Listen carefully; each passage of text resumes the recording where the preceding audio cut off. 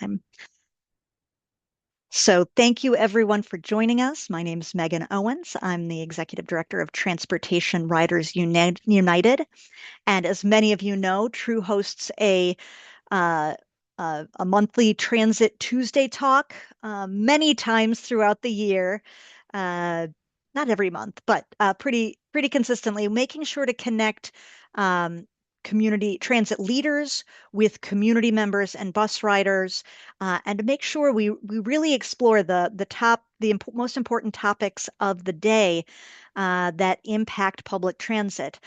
As you know, Transportation Riders United, Detroit's public transit advocate, works mostly in the Metro Detroit area, both in the city of Detroit and Wayne County. We're increasingly doing some work statewide, but it's also important to recognize that federal government has some major impacts on transportation policy as well, on the dollars that come through from the federal government, on the rules of how things can be developed, and um, and what the priorities are. Certainly, the state and the local communities have some important say, but a lot of decisions happen at the federal level, and this is a big year for the federal government um, to consider transportation. It's also an important time for us in the Metro Detroit area. We've been working on some comebacks. DDOT and SMART have really struggled over the last couple of years to get over some issues with COVID, with driver shortages, with bus shortages. We've had to do a lot of defense um, and work just to make sure that the bus systems are functioning. But now things are at least moving slowly in the right trajectory. So it's also a good time for us to pause and think about what's our vision for the future? What should transit in Metro Detroit and in cities across Michigan? What could transit be? So I am so pleased to have one amazing speaker to talk with you about three different really important federal transportation topics. Beth Osborne directs both Smart Growth America as well as Transportation for America. And I will say, anytime I want to know what's happening on the transportation front, especially uh, in terms of what's important for transit and our broader shared values of ensuring that everybody has options for getting where they need to go and that it's safe and affordable and doesn't ruin people's lungs or the planet. So we are. I look to Transportation for America. I have been so impressed by everything Beth does. And as she'll explain, the federal reauthorization only comes around every 5 or 6-ish years. But Beth has some great experience from working in the congressional level, at the DOT level, and at the advocacy level, and can share with us a lot of the things that have gone wrong, but also ways that the transportation policy at the federal level can really make things much better. So thank you so much, Beth, for joining us. Thanks for inviting me. And Megan, I'm so sorry. Remind me, do you want me to start with Reauth and go to transit or start with transit and go to Reauth? Whatever you feel makes the most sense. Maybe start with Reauth Okay. so we can end on a slightly more positive note. I like that approach. I think that's a We'll, smart we'll approach. start with the bad news, and then build to something more optimistic. Perfect. All right. Well, I am going to just see if I can pull up a PowerPoint presentation. I've got lots of pretty graphics to show you all what I mean and what I'm talking about. The presentation I'm about to give you is actually one that I have given to staff in the House and Senate, and a bunch of stakeholders. So, one of the things I think is really important for us all to keep in mind is that a lot of times the folks on Capitol Hill need the most help in understanding reauthorization. The way reauthorization works is it comes up every 5 to 7 or 8 years. And if you are a staffer on Capitol Hill who came there to change the world, you rarely want to work in an area that comes up every fourth job you have. I start here asking the staff, what exactly are we trying to do here? Why are we bothering to do a federal transportation reauthorization bill at all? Why do we have a transportation program? So I'm going to ask those who are in attendance to go ahead and write in the chat what you think. What's the point? Why do we bother to spend money at the federal level on transportation at all? I'm gonna give folks a couple of minutes to think about it.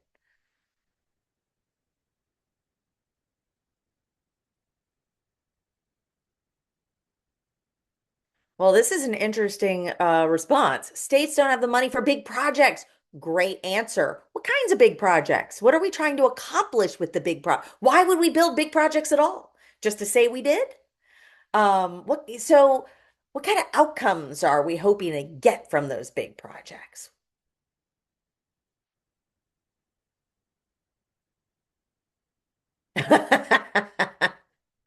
Bridget, we're going to have fun on this call. Yes, there's a bunch of people who, have products to sell and they need a transportation infrastructure to sell those products. Um, yeah, a lot of the stuff in fact, every way that we move humans is a money loser. There's really no way that we can move humans that makes money. You can move stuff. The freight railroads can make some money because they can pile stuff on top of each other. You can put coal in a big bin. People don't like to be piled up on top of each other in a big bin. They tend to find that to be rude. Um, they want air conditioning and heat and food and bathrooms, and all that makes transportation a lot more expensive, or places to get off for those things. So yeah, we don't make money off of transportation, so we've got to come up with some way to pay for it. Mary Jo says climate change is an issue for all of us. Okay, so that is an outcome. We want to reduce emissions from the transportation system. A lot of times when we talk about transportation, we talk about sharing money, building things, building projects we like, but we don't get into an outcome. Like, why are we doing all this? Well, we're hoping to do this in order to do it more efficiently. Um, and sometimes we jump straight to the way we're going to do it. We are going to build a more efficient transportation system by building transit, by building rail. But a lot of times we never say what we're trying to accomplish. So let's jump in here to some of the things that Congress has said in law are the goals of the Surface Transportation Program. And these are the seven goals that they put into Title 23 back in 2012. It's the first time there was any real agreement into what we're trying to accomplish by spending all this money. Um, and some of these things are really repetitive. So you've got safety and infrastructure condition, but then congestion, system reliability, and freight movement, that's all about congestion. So it's really all different pieces of vehicles moving slower.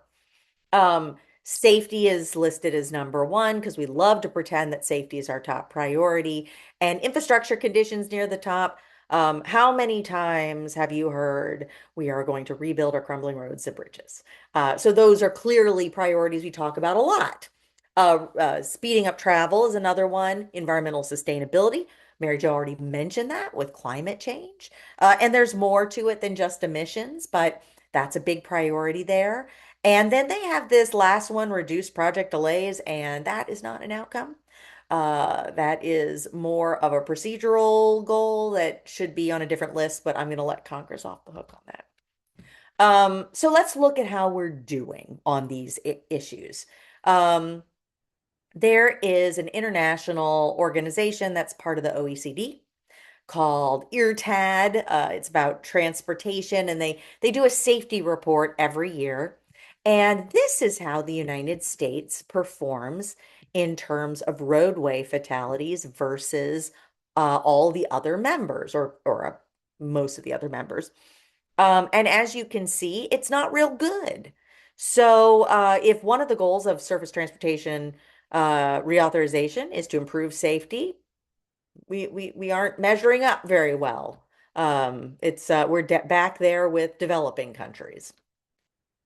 And if you look at where we rank with a bunch of countries, you'll see, you know, per 100,000 people per capita, a lot of countries we do not think we should be categorized with because we have a lot more money than they have. We should be able to invest in these things. Um, they're getting better results. So that's worth keeping in mind. Um, in terms of pedestrian deaths and quick preview, our next version of Dangerous by Design, where this comes from, will be coming out in June. It's going in the wrong direction. And while our 2024 numbers, which we're going to add to this, are a little better than 2023, which is a little better than 2022, it's all worse than it was in 2019. So, we see people celebrating these tiny improvements when our overall trajectory should be an embarrassment to us. Um, and as of 2022, it was a massive increase in pedestrian fatalities on our roadways.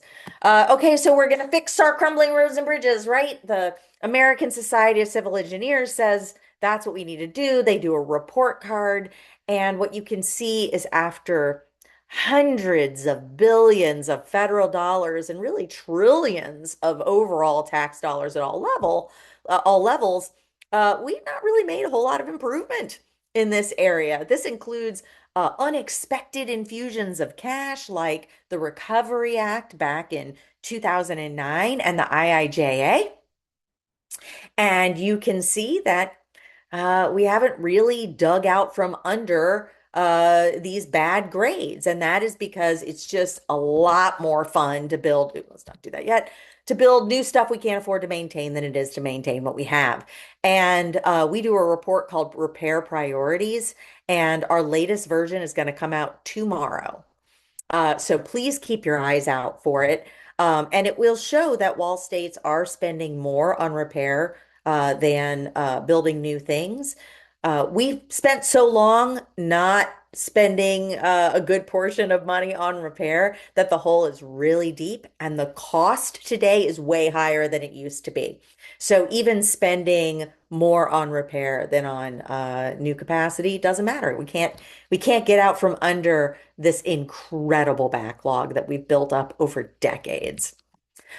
We also are supposed to improve congestion, but we are not accomplishing that either. In we have This is a report we did back in 2020, but we are updating it now, and our newest version is going to come out in hopefully September, which is going to be interesting. It shows that overall congestion is higher than when we started measuring it in a effective way back in 1993. We are building more infrastructure, more capacity than the population is growing, and yet our congestion is exploding. And I don't have Detroit here, but Detroit is much like Buffalo, where the population has shrunk over this time period. More capacity has been added to the roadway, but congestion has increased. Now, congestion has not increased at the same rate that Buffalo has seen the increase. I think in our last report, Detroit had seen an increase of about 45%. That was the lowest increase in congestion of any of the 100 cities we looked at. We looked at the largest 100 cities per population. And increasing congestion by 45% was the best we saw across the country. So we're not accomplishing a reduction in congestion either. We're just making congestion worse, even when there are fewer people to move. And in terms of emissions, they're getting worse too. The famous Infrastructure Investment and Jobs Act passed by Congress in 2021 and signed into law by the Biden administration, along with some funding that came out of the IRA, the in my God, I cannot remember what the IRA stands for, but it included a lot of climate funding. And yet, while we are spending money in ways that we project will lower emissions, unfortunately, we're spending so much money on projects that will increase emissions. The net is bad.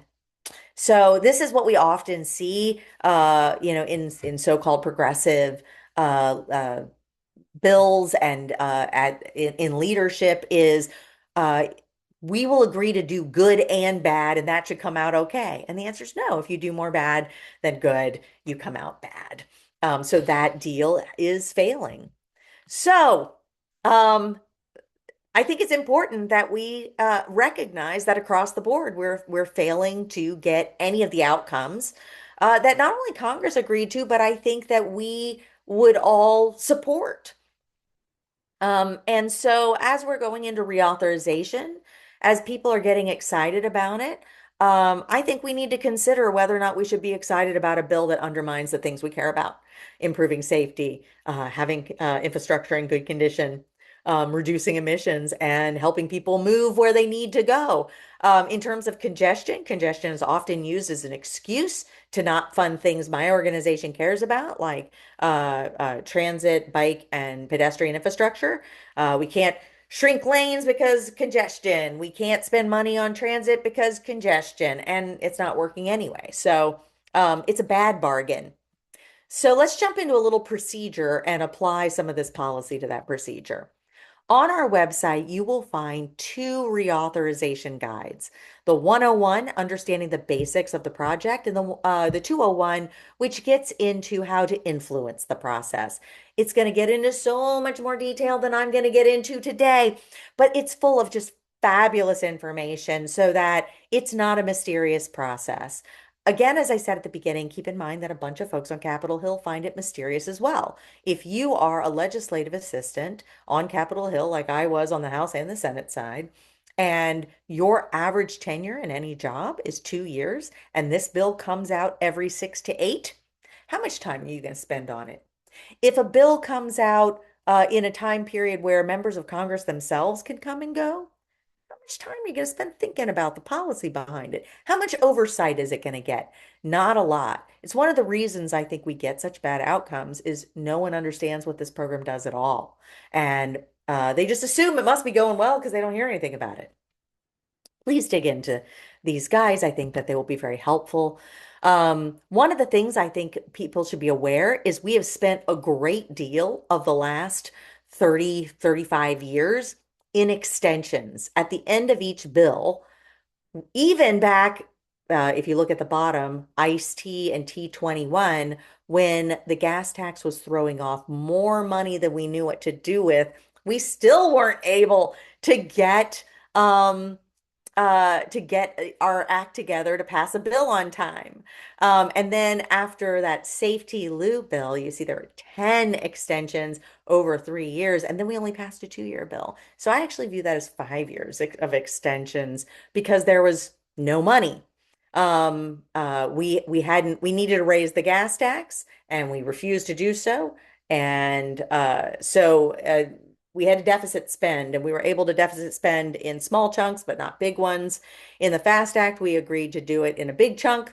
And in the IIJA, we did it only because it was part of an economic recovery package. Um, and one thing I think we need to understand is that massive increase in spending. Again, look at the increase. The FAST Act, 305 billion over 5 years. IIJA, $643 billion over 5 years. It's a lot of money, none of which is paid for. So here we're heading towards our reauthorization, and the money that was projected to come in by the Congressional Budget Office, looking at what gas tax receipts were going to be before the price of gasoline went up, before we were looking at potential economic hardships, was not enough to cover the highway formula program alone. That's before you get into popular grant programs like the program that was called Raise when I was in the administration has since been called, I'm sorry, it was called Tiger when I was in the administration, then Build, then Raise, then Build again. Um, it's before you get into transit. It's before you get into passenger rail. It's before you get into reconnecting communities. It's before you get into safe streets and roads for all. Um, just keeping the highway formulas even, we need a deficit spend or raise taxes to do. And there is strong bipartisan agreement that we should do none of those things, nor should cut the program. So that's a conundrum. There's been a proposal that we add EV registration fees, and they just create that little blue sliver of extra funds. It's just not even close to enough to save us. And if you knock transit out, it's not close to enough to save the program. So even those threats don't fix the problem. And I think it's important for us transit advocates to keep that in mind. Any threat to do that is a bunch of hogwash, because if the first thing you do is chuck all your allies off the train and then you have to turn around and ask people to do things hard, not a good way to build a political coalition. Um, so, these are the priorities we are talking about as an organization. We believe that safety should be more important than the speed of vehicles. Basically, our program is much more focused on the movement of vehicles at high speed over safety, and it's too much to ask to inconvenience drivers. A great reason for it is because they don't have many alternatives, and we put all the things they need far away. So we're trying to make it up to them by letting them go fast, and then we create these dangerous conditions, and we don't feel like we can reduce that. We say enough of that. We believe that we should fix what we have before we build new things, and we would like to see an increase, a focus on funding the modes that have been ignored since the 1950s and fund it the way we did an interstate system in a way that creates really strong passenger rail and transit programming, and which I'm going to get into my next presentation. But before I do that, I would love to point out that if you want to see how your state is performing in these priority areas, we have a dashboard that not only shows how your state is performing, but the targets they're setting under federal law to make supposed improvements in these areas. Oh, this is the Louisiana one. Do I have the okay. I had meant, I'm sorry, to put the Michigan in here, but you can see in my home state of Louisiana, um, they rank very low in terms of how well they're doing on safety, and they are setting targets. The targets is the blue line for more people to die on their roads.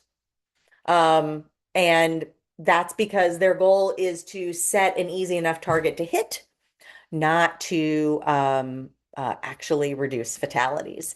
And I see the same thing in Michigan. It's not quite as stark, but in Michigan, they're also raising their target for the number of people killed so that they can reach what's actually happening. And then on non-motorized, you can see much the same thing. Though, again, Michigan's is not quite as stark as my home state of Louisiana on this. Um, Lastly, there are a lot of very popular programs like Safe Streets and Roads for All that put money out to folks and has been rescinded by the Trump administration. And one of the things I'm rather shocked by is the number of members of Congress that just want a bipartisan deal.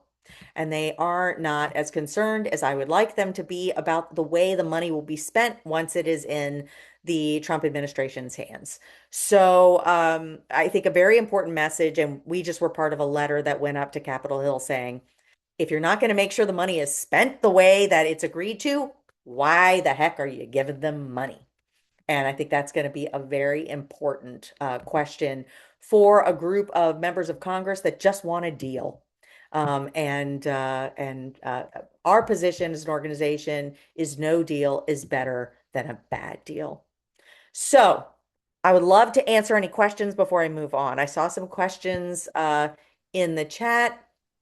I was adding a Um, little bit of Michigan commentary. yeah, I yeah, Michigan is not as extreme, partially because It's amazing that Michigan is spending any money to widen and expand roads, given that our population has basically not changed in 40 years.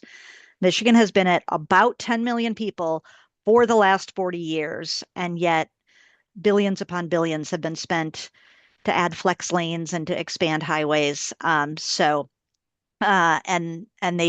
The other piece that I can note is uh, I was in a meeting not long ago that they were setting the targets for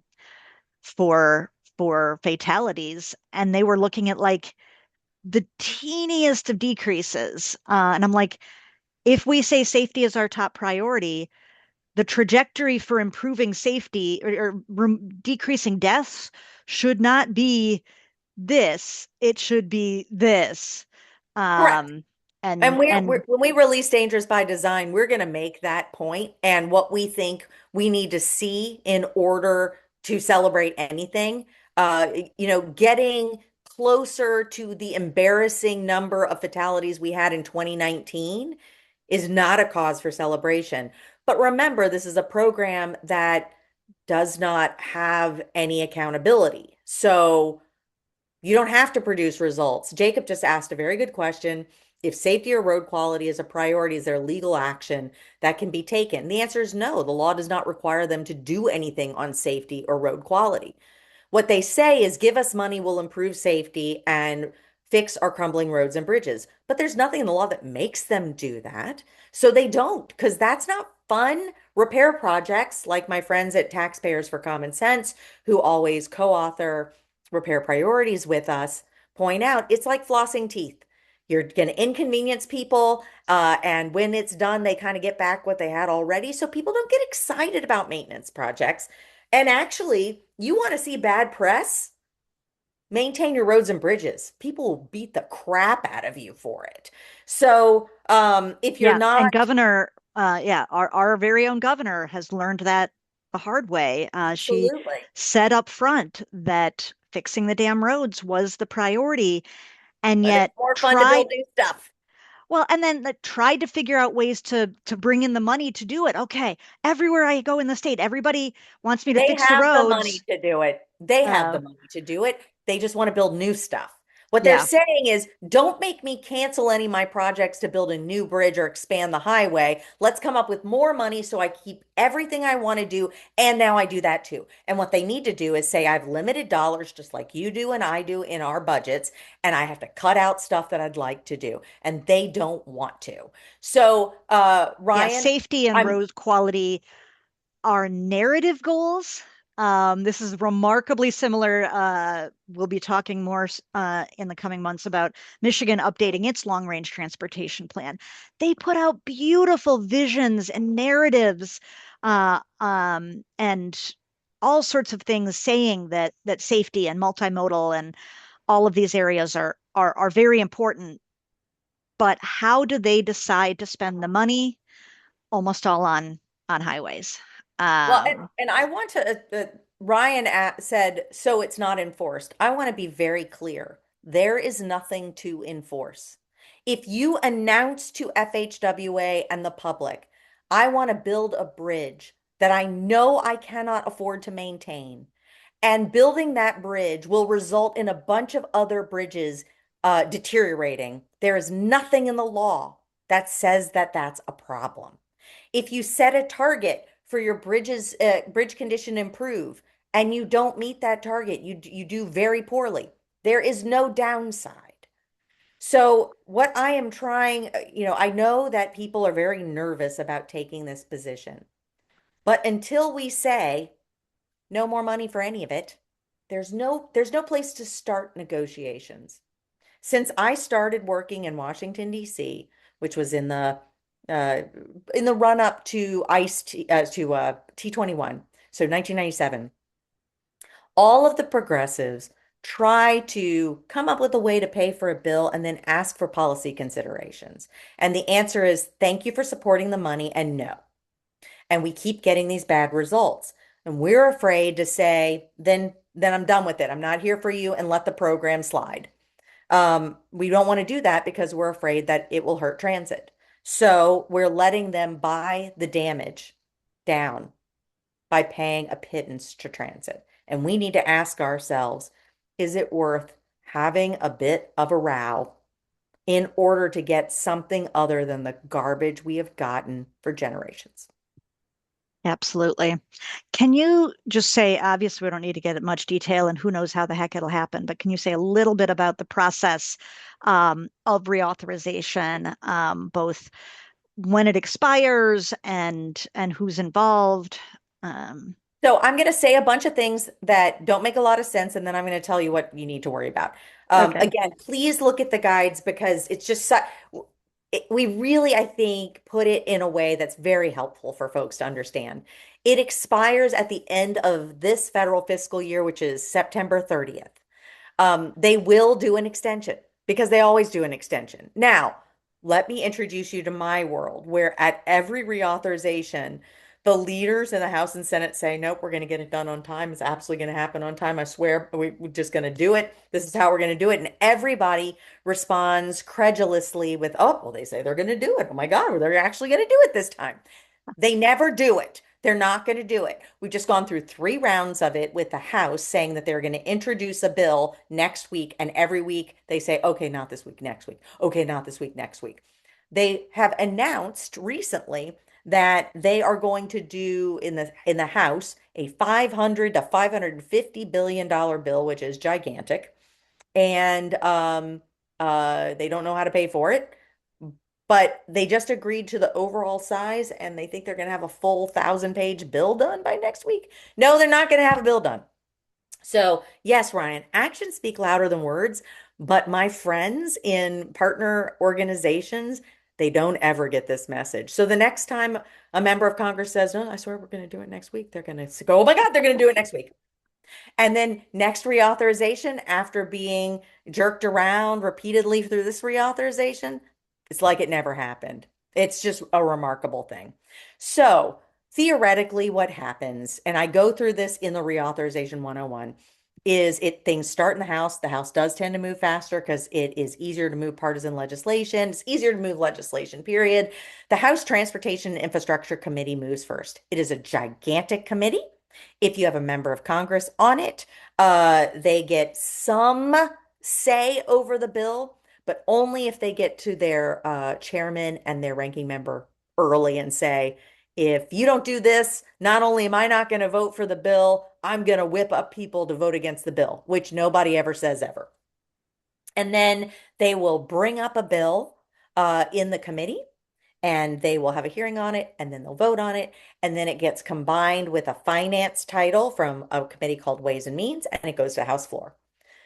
What usually happens is the Transportation Infrastructure Committee passes a bill and then it sits until someone can come up with a political agreement across the board on how the heck to finance this thing because we're not bringing in enough gas tax dollars. On the Senate side, this jurisdiction is divided amongst 3 committees, with the Finance Committee doing finance separate. It's really pushed by the Environment and Public Works Committee. They will often bring up their title, which is the highway title first. They will pass it. And then the transit program is in banking and urban affairs because transit started off at HUD years and years and years ago, and they've never moved its jurisdiction. And then the Commerce Committee handles rail and safety programs and stuff like that. They'll pass their titles and they'll never even consider it, just send it down to the floor and it'll all get bundled together. But it won't happen until the Finance Committee and Ways and Means and the White House and blah, blah, blah come up with an agreement on how to pay for the darn thing. And let me tell you, there's not going to be a deal to pay for this thing. They can do some extensions because the cliff funding wise doesn't happen till 2028, though I think it's going to move up to 2027 because gas prices have gone up and people drive less when gas prices are higher. Um, but that's a bunch of things to know. The deal is you all just need to express to your congressional delegation that you don't like this bill, that it doesn't produce the outcomes you care about. And, you know, we played nice for years and years and years and tried to walk in lockstep with all our friends, but certain parties get what they want and other parties don't. and the results we get are garbage. And until there's some accountability in this program, you're not excited to give them any cover. And that will blow their minds and maybe they'll start paying attention. So that's the thing that matters right now is get to them and say, we don't like what is produced by this super popular bipartisan program.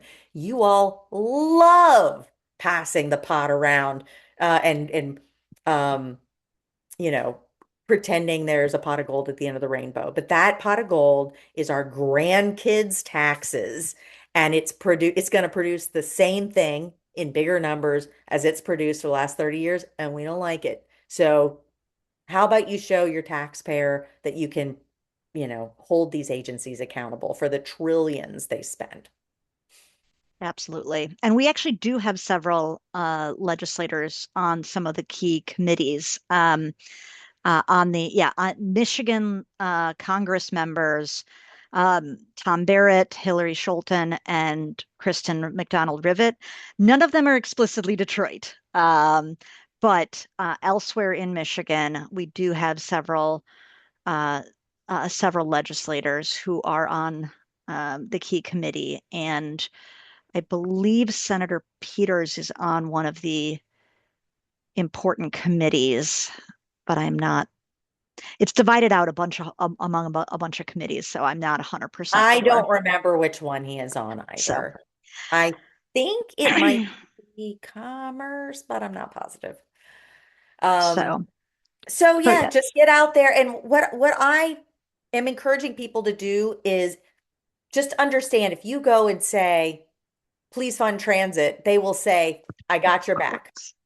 We will fund transit at about 16% of what we fund highways, and we'll keep doing the rest. So it will be a death sport for you to get to the transit that we sort of kind of build. And if that's the deal people are up for, keep going because that's the deal that's on the table. And I think the other thing is, the programs we have done to get money down to the local level that I think are so important, they're not being spent. They're being pulled back by this administration.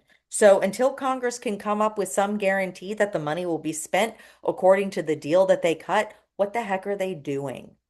And I'm hearing from some members of Congress that we'll figure it out at some point, I guess, Uh, maybe.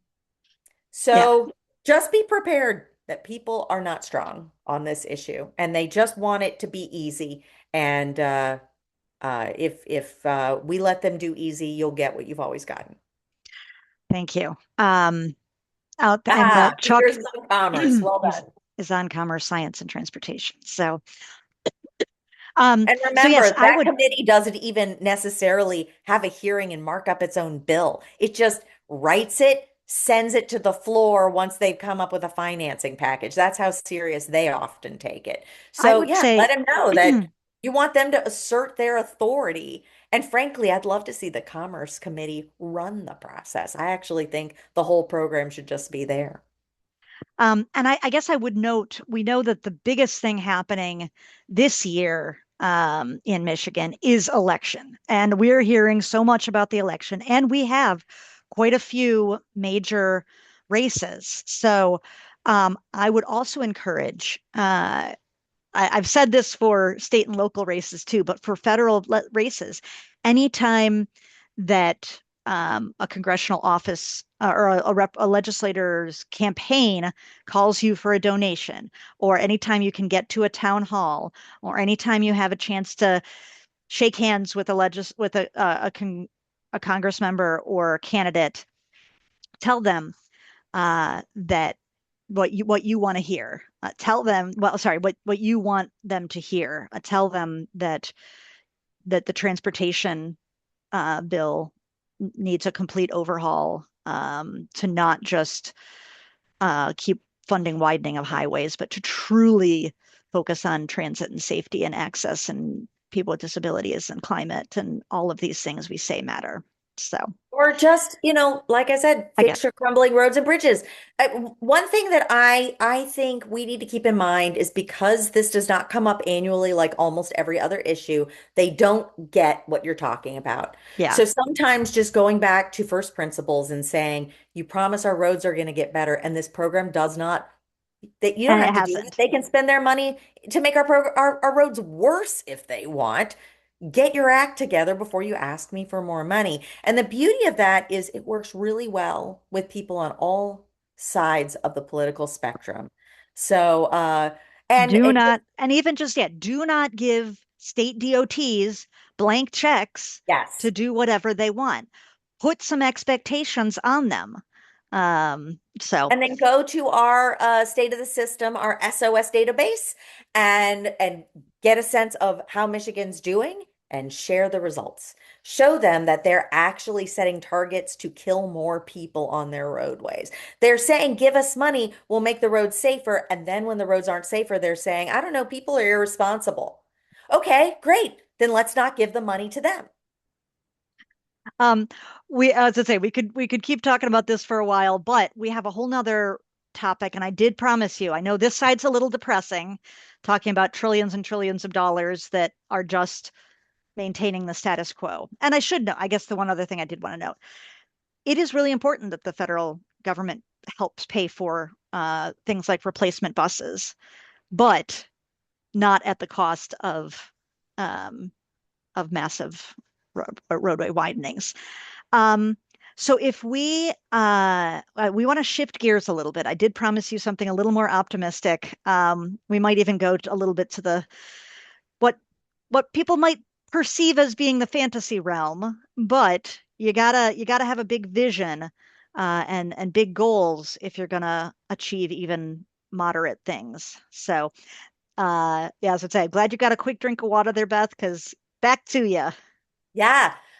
So we've been realizing that if you don't have a goal for what you're trying to do in transit, then it's hard to make a case for enough money to go into that program to do something good. So the question was, how do we build world-class transit in all of our urban areas across the country? And I will say up front, I recognize that we're talking about the 452 urbanized areas and not rural America. And I am looking at digging into what we need to do for rural America as well. But this is a good starting place. Um, this, as I mentioned before, is one of our biggest priorities. Invest in the rest. We spent billions of dollars building an interstate system, really trillions. Now it's time to invest in the modes we've ignored for generations, and transit is a big one for us. So this gives you a sense of nationwide spending in terms of highway, transit and rail, aviation, water. Um, and you can see that transit and combined in rail is very small compared to what we spend in highways. And in all of these numbers, we're going to talk about overall national spending. So I'm not necessarily saying that this should come from the feds. The feds might be a part of the solution, but that's just like with highways and with anything, there's going to be some sort of cost sharing agreement. So I'm talking in big dollars. Um, and this gives you another way to look at it, that mass transit is a small portion of overall spending nationwide, and it varies state to state. I'm sure you all could train me on what it means in Michigan. Um, as you can see here, public investment in highways has vastly outstripped transit. And I just think it's important to look at some of these totals. You know, we are talking about trillions of dollars over the lifetime of a federal transportation program. So we started by trying to figure out how to define what makes transit world class. And I am going to admit up front that we had to come up with a lot of assumptions to put together a national number for a country as big and varied as the United States. And one of the first things we wanted to do is come up with information that we could compare across the globe. One of the best things we could find was total transit vehicles in a fleet. And we also, per 100,000 people, and we look at maximum operating capacity of those vehicles. So this shows you how a select number of communities across the world compare with each other in terms of the amount of vehicles they have per population operating. And then if you add us into it, you will see we are very low. And we tried to select communities really across the country. So we have everything from Oslo to Tehran, to Rio de Janeiro and to Moscow. And the American city that comes the closest, not a surprise to anybody, is New York City. And this is the metro area. And it still doesn't reach the lowest ranking international community that offers, real transit. Um, and then there's a big drop before you get to the next American city on here, which is the U.S. capital area. That's where I live. And then you see that communities fall farther and farther below that. Um, so we have some assumptions about what we will accept as world class. With higher density areas, we have a higher standard for them and recognizing that in lower density areas, you might have fewer fixed use transit operating at maximum command capacity. That's VOMs, vehicles operating at maximum. And then we had to come up with a whole bunch of assumptions for the cost. And, will these costs, be right across the country? They're decent averages, for the different types of vehicles. We assume buses until you reach a certain level of service, and then we assume that you will get dedicated right of way for bus rapid transit. And then if you reach a certain level of service, we assume that for that line, it will go up to light rail and on and on. So there are a ton of assumptions in here. I admit it. And are they right? No, no assumption is right. But it gives us a sense of generally what it takes to build out a world-class system across the country and can give you a sense of trends and where we match up with other countries. I just got into that. So this is the bottom line. Starting with this reauthorization, we fully understand that you would have to build up slowly, but to have world-class transit, you would have to maintain the baseline. You would have to get rid of the backlog. You would have to uh, build a lot more transit, and you'd have to operate it. The more transit you build, the more your operations costs go up as well. And so we show those in pieces and we assume that it will all build little by little together and that there will be capital maintenance costs throughout. And all of that needs to be accounted for. But what I find is pretty amazing is the notion for us to have competitive transit with the best transit cities in the world, in every city in this entire country, we would have to spend 3 times more than what we're spending now, which that's a lot more, but for that outcome is kind of wild. It's not, it should be more than that to me. So we, in our report, break out what the added expenditures are going to be in those different categories. So there's the capital expansion category, which is probably going to move the slowest out of all of them. And then we have to buy an expansion. We've just got to buy a lot more buses and trains, and have them replace at the level you'd expect if they're being operated at full capacity. You'd have to buy right of way for those expansion costs.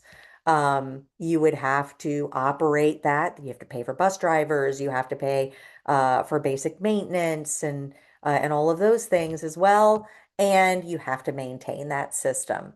All kinds of details in the report and really super duper fun details that you can go in and play at your city level for all of this information. You can compare, you can go look at other cities as well to dig into what it would mean locally. How many more buses or trains would your area have to buy to reach our standard of world class?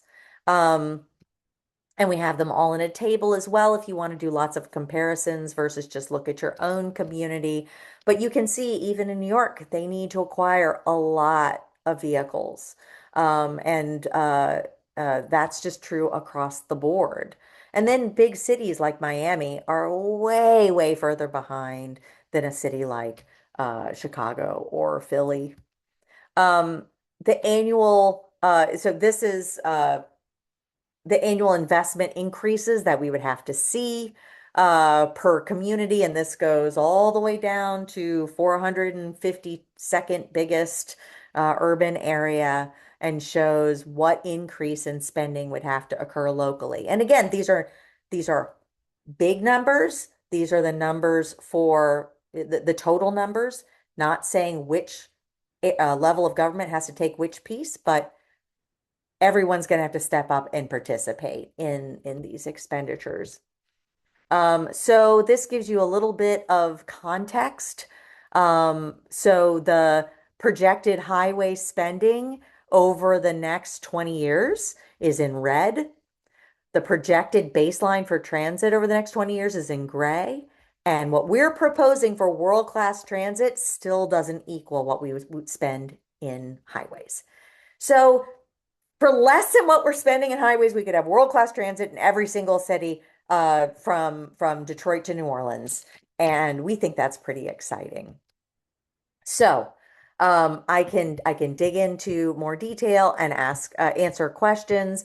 I could actually I could go to our webpage and just I did show just you. pull up some of the numbers. This might not be the easiest to see, but um, so oh, yeah, I guess this is how many vehicles are running today at peak.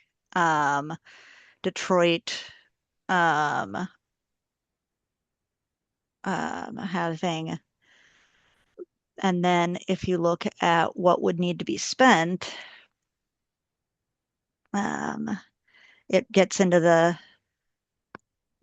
have to look into why we don't have capital expand. Oh, I think to some extent we would not need to buy new. We would not need um, buy land to build transit. We have plenty of land for the transit. We just need the The buses. expansion.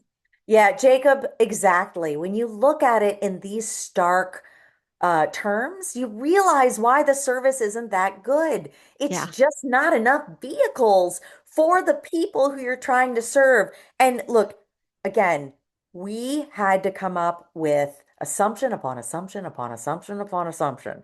And you could pick a fight on any of our assumptions. I don't think it changes the total that much, but I could have made an argument that you need more transit service for less dense areas yeah. in order to move people around. I actually think when you invest in transit, you densify kind of naturally. So It's a both I think and. it would communicate with itself, but um, But you yeah, see how Detroit far in the would hole need you are. to if yeah, there's only about 8 transit vehicles operating per 100,000 people in the Southeast Michigan area, um, or in the Metro Detroit area. Lansing has about 28, Grand Rapids about 17, but all need to move up to the 60 or 70 per Yeah, 100,000. So to truly, and again, we've spent so much time talking about the importance of frequency and reliability.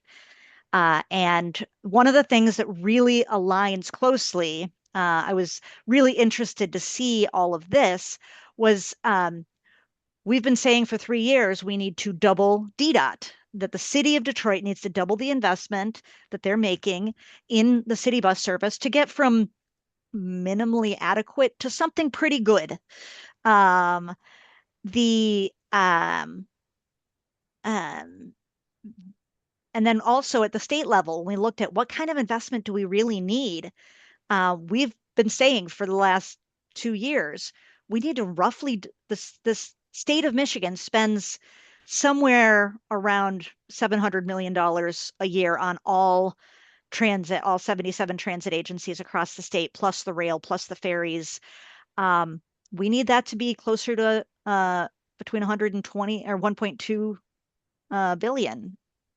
Uh, and that's, yes, that's a big number, but Michigan already spends $8 billion every year on transportation as a whole, and about 11% of that going to transit and non-car things.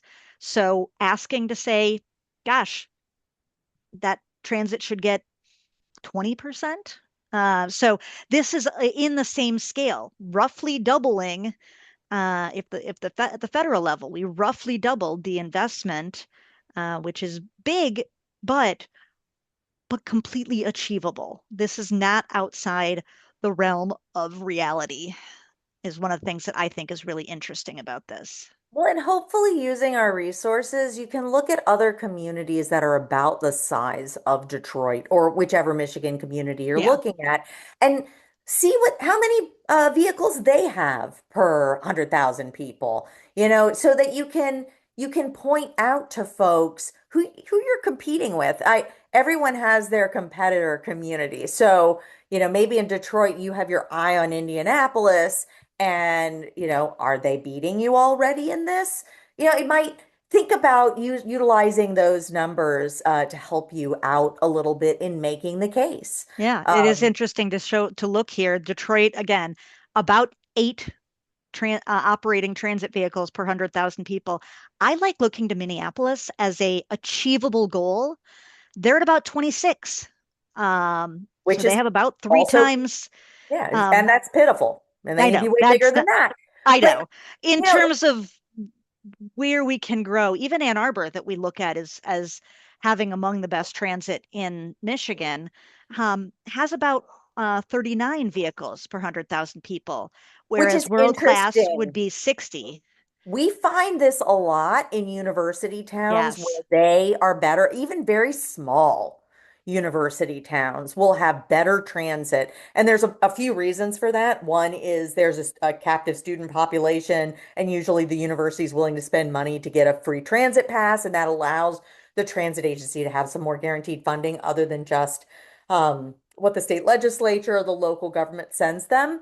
But also, where in university towns, there is some concentrations of destination that Yes. make transit work a lot better. Yeah. So, yeah, even very small cities with universities are often better served than some of the biggest cities in the state.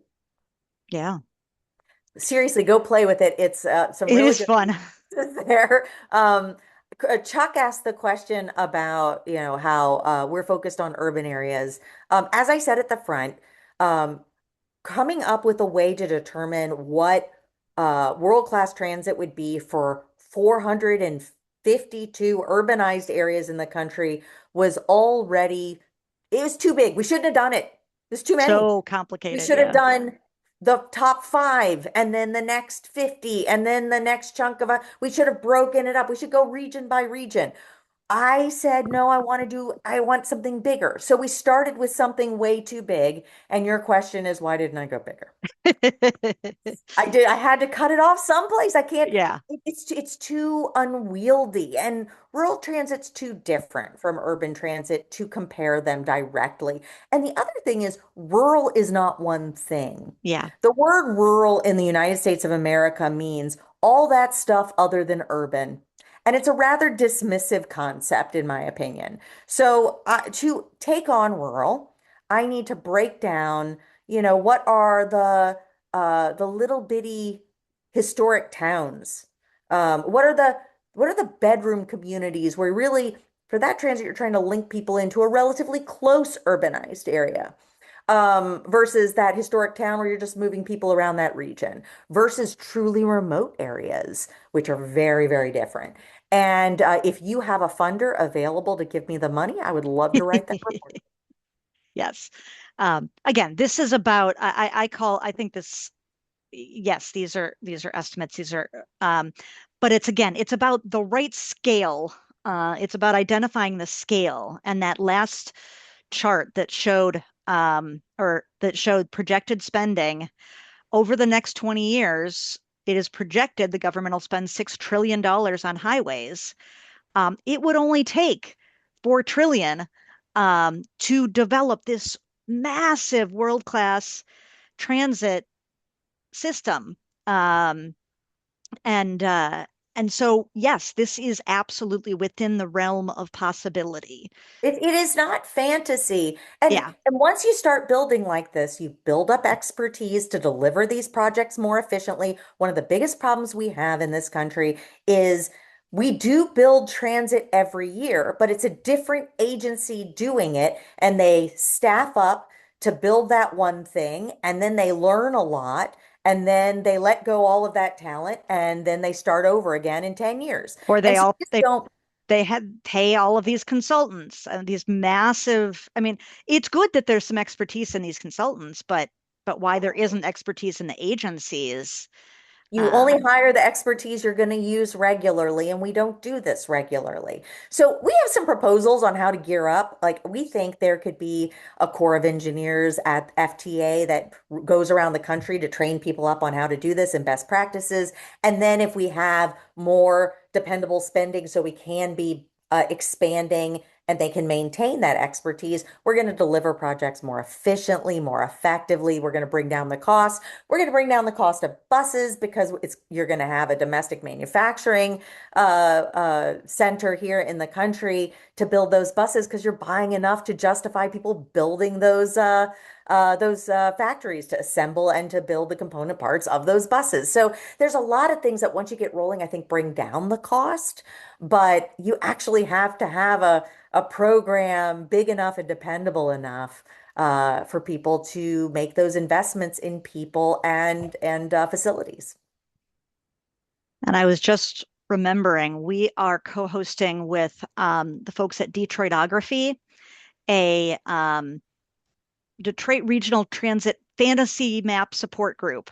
So I don't know if this is a thing in many places, Beth, but there's a pretty big subgroup of people who love creating transit fantasy maps. What should, given other countries, what should the Metro Detroit region's transit, how should it be connected? And people have made some pretty amazing, elaborate maps. So we started this last year. We're going to do it again next week on May 6th. People will bring out their different transit fantasy maps, and I will totally bring this report. Because usually I'm the one saying, well, that would be nice, but come on, we got to make sure there's enough drivers to operate the buses we have. Well, and this Um, helps you kind of layer those conversations on top of each other, which is, it's really hard to figure out what to do first. And so what yeah, we're suggesting is first, you go get a ton of buses and you really beef up the bus system. And then once you've beefed it up, then you turn some of those bus lines into bus only lanes. And then you turn some of that bus only into full BRT. And then you turn some of that BRT into light rail. And then you turn some of that light rail into commuter rail. And you build up. That's the way yeah. everybody else in the world has done things. And so kind of understanding how to do that, that helps the developers then concentrate in the area where you're investing, and then it makes it easier to justify the higher levels of transit and the greater frequencies, and it all builds and adds to each other. Other questions that folks have. I really appreciate people weighing um, in the chat. All right, Griffin, all right, you should be able to unmute and share oops, let's try that again. Can you hear me? Yes. Thank you. I was wondering if you could touch on like the safety of transit and like how funding could be used to improve. Transit safety. Yeah, please. Or Yeah, I would say both transit safety, but then also broader transportation safety, sure. if I Well, can amend. so one thing about transit is transit safety record is wildly positive. So that we can always make it safer, always. We should never be satisfied with any problems. But it's so de minimis compared to the overall roadway system.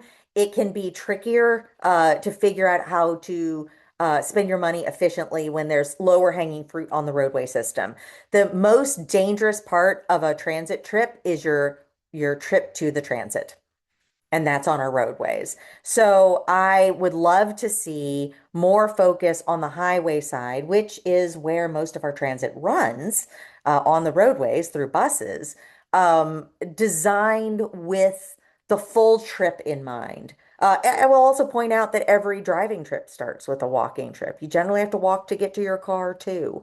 And if your Right. car breaks down, you become a pedestrian real fast and you discover how hostile that world is to people outside of a car. You are one flat tire away from being in the most dangerous position possible. So the notion that it is pro-driver to build this way is insane. And a lot of what makes our roadways unsafe is it's set up so that the driver can't spot the problem in time to stop. And then we blame the driver so that the roadway designers don't have to hold any responsibility for the unsafe conditions they created.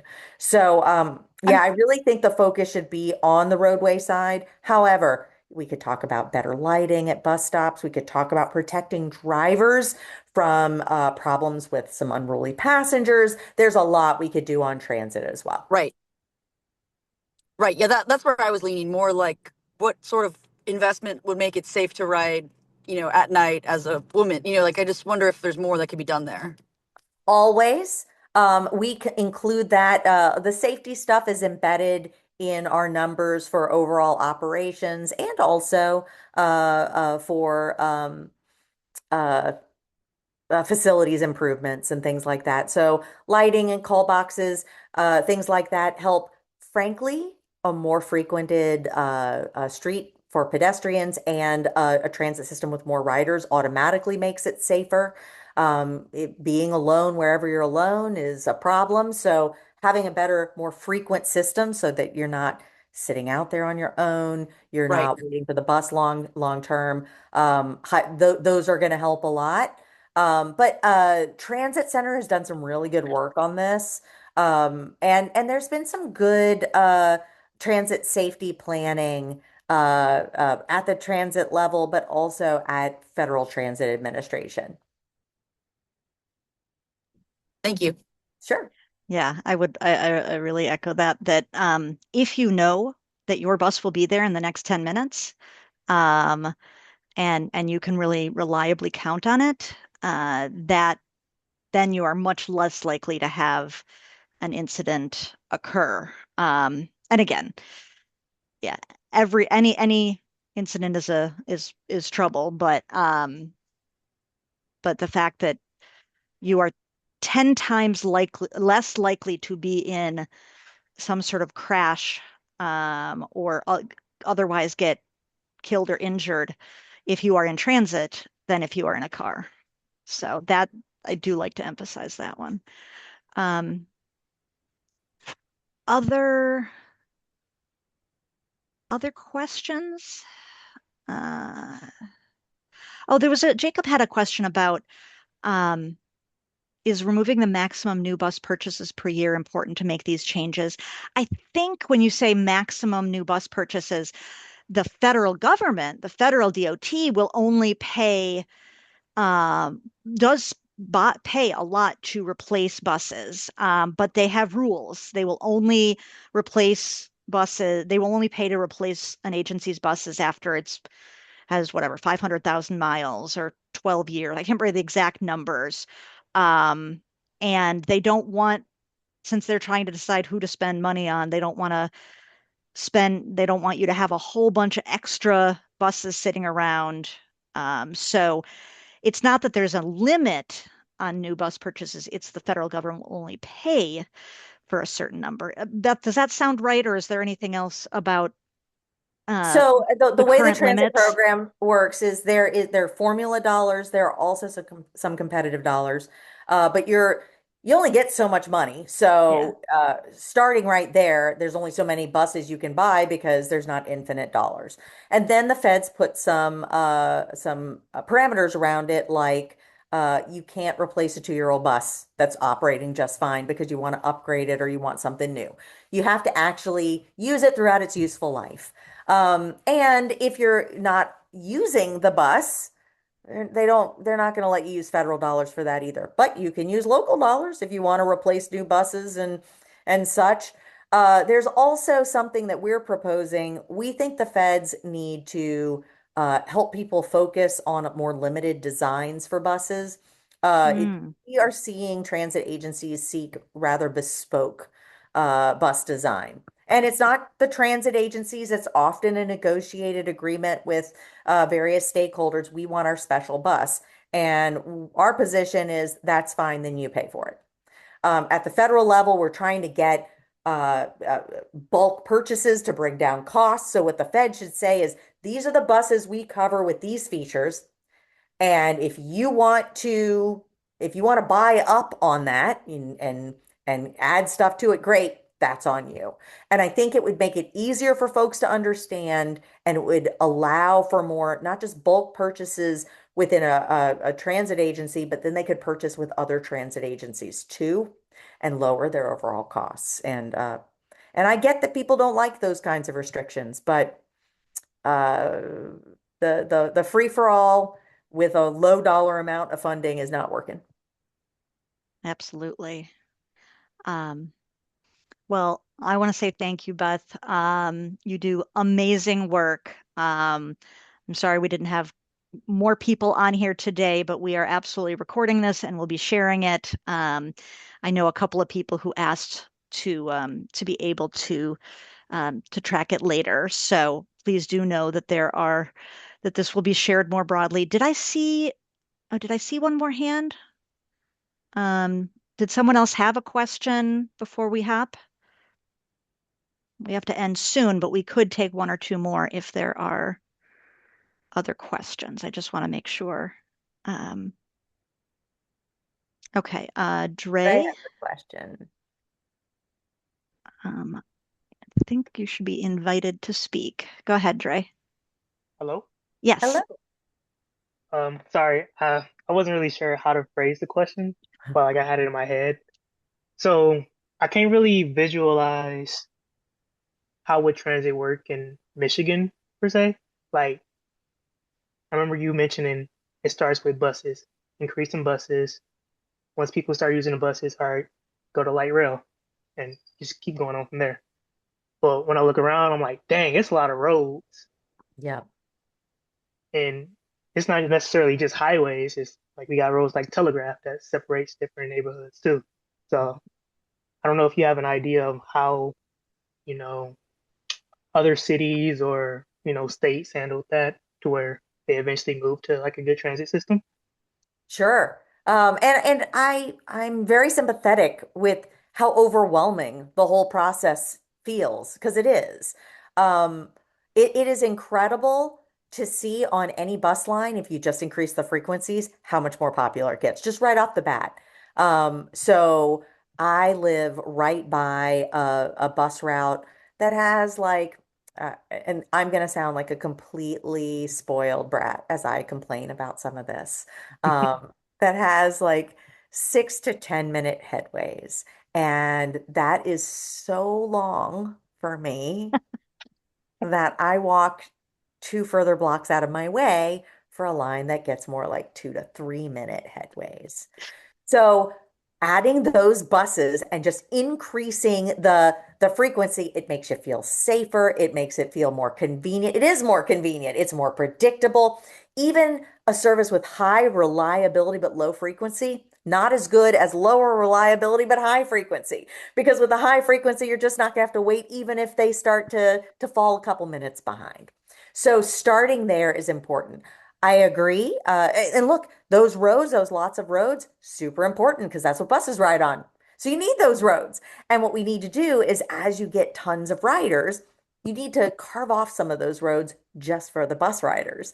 And that's one of the things that they've done here in DC, which is people think of it as a transit area, but we had a 15-year fight over adding bus only lanes on 16th Street that goes from Maryland all the way down to the White House.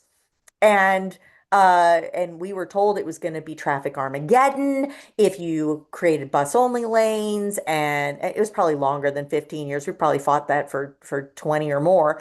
They finally did it a few years ago. Not traffic Armageddon, and the buses are more reliable, and the service Hey, is better, and so that's why I'm saying you kind of start and you build because it starts to create this incredible momentum that makes that next step so obvious. Whereas when you were starting, it was just a big jumble of confusion. So More buses for more frequency. Higher frequency, start to dedicate space. And we start to dedicate space, then create all the other amenities like off-board fare collection and truly not just bus only lanes, but truly BRT. And then you add some rail, and maybe you add the rail off the road altogether, which is a much bigger expense, and you just start to build that up. I think what Dre said about how there are so many roads, it sounds like you're thinking like I feel as a pedestrian when I come to these gigantic roads. That's so important. That roadway needs to be designed for more than just high-speed auto travel. So we Right. could invest everything in transit the right way, but if you have to cross a highway like you're in a game of Crossy Roads, or when I was a kid, we would have called it Frogger, you're not taking care of people. And so we need to unwind the highway program to actually serve all of the users of the system and all of the people who are paying the salaries of those DOTs, which means they can't be big, wide, and fast when they're in people's neighborhoods. And most of those roadways at the surface level, they just need to be slower and more narrow so that you can actually reach that bus in the first place. And I will say the city of Detroit's been doing some great work on that, and it's sometimes controversial but we've got the fastest growing network of bike lanes, partially because we were starting from so low, but we have these big wide roads, and we're a pretty flat city, so it's a great city to bike in if you feel safe while you are doing it. So the city's been doing some great work, and a lot of it's a combination of some people are like, why on earth do we have these lanes taking up so much space? Like Jefferson, you've got the bike lane, and then you've got the parking lane, and then you've got the road lanes. But actually, half the purpose of that, yes, the bike lane and the bus bump out is helpful, but it's to slow the traffic. If it no longer feels like you're driving on a runway, I mean, if you build a road like a runway, people are going to fly. Um, so I will just add to that, every other country certainly in the developed world has already figured out that there's only two ways you do safety. One is you build an interstate where you separate the roadway from all development, from all crossroads, from all vulnerable users, and you manage the lanes, or you manage the entrances and exits very carefully. And then you can have high speed traffic that is safe. And you separate oncoming traffic. If you don't do all of that, the traffic has to be slow. End of story. You're done. There's nothing in between. And what do we do in the United States? We try to do the futon of transportation, as my friends at Strongtown say. We try to make stuff that is fast and full of conflicts. And fast and full of conflicts is where you are is engineering dangerous. danger into the system, and that is what we call the standard. The standard 5 lane highway in our country is all about conflict and speed together. Everybody else figured this out decades ago, which is why all of their safety numbers are so much better. And I will say, in Michigan's very slowly starting to recognize some of these things. SEMCOG had for a long time, our MPO, our municipal planning organization, had for a long time um, uh, been a major been some of our major opposition, and we fought them, and we sued them, and we did some major protests against some of the highway widening that they've been planning. They have finally, I just saw a presentation. They are adopting oh shoot, I'm gonna forget. It's not Safe Streets. It's like a safety by design that do you know what I'm talking about, Beth? That uh acknowledges that people Vision are zero?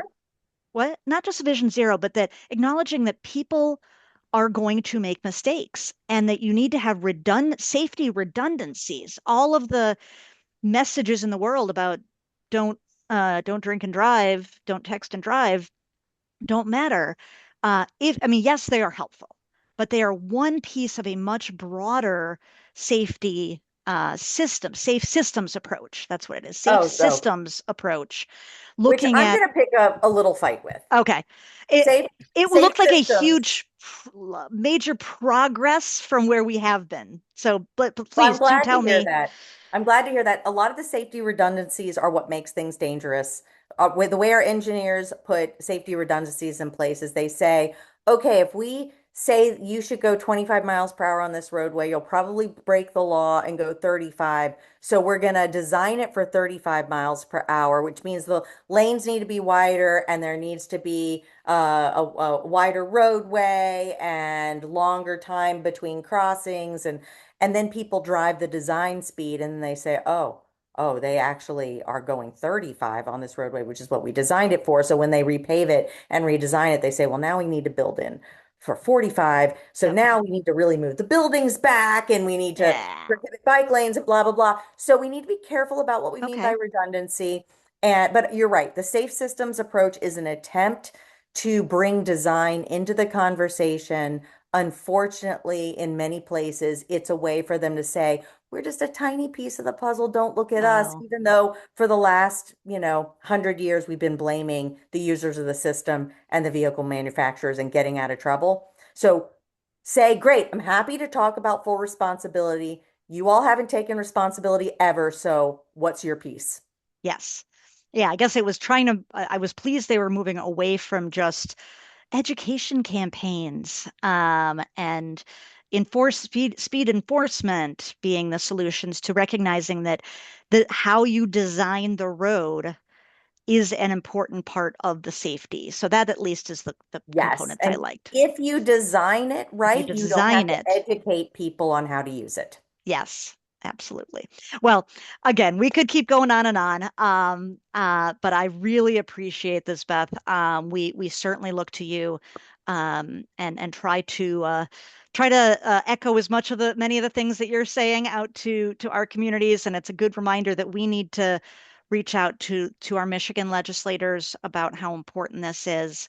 Um, I put a link in, speaking about dedicated lanes. Our Michigan Department of Transportation, again, which used to be awful and is now not not awful, That's um, is actually considering a dedicated bus lane for Washtenaw Avenue in Ann Arbor. And it's pretty controversial because Washtenaw is not very wide. Um, but uh, but this is a chance. Anybody who has any connections with Ann Arbor, go tell MDOT that you really support the dedicated bus lane. Even if that means there's only one lane of car traffic in each direction, it still makes it not only faster for the buses, and but also safer on a whole. So that is I one opportunity to weigh in right now. I want to say thank you all for fighting this out at the local level. Folks like me at the national level would be nothing without the folks doing the real work on the ground. It really is a tough slog. The bad news is all change is hard. The good news is you're not alone in that. It's not unique at all. Every place where they try to do something different is a challenge. If you can't get them to agree to permanent something, ask them to try it on a temporary level. We do temporary quick builds all the time. They're unbelievably helpful.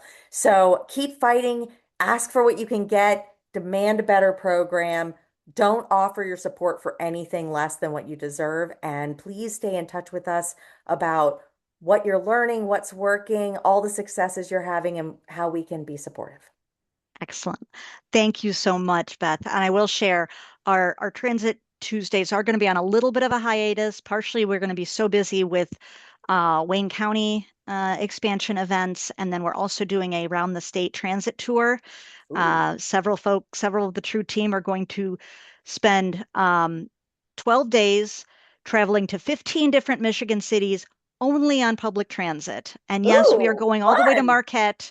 And yes, that means there is one bus a day that goes from Alpena to Marquette at midnight. But we will spotlight that the transit it does exist, and transit's important in every community, but also that the needs are so much greater. So stay tuned for information about our transit tour and the Wayne County events. and have a wonderful night.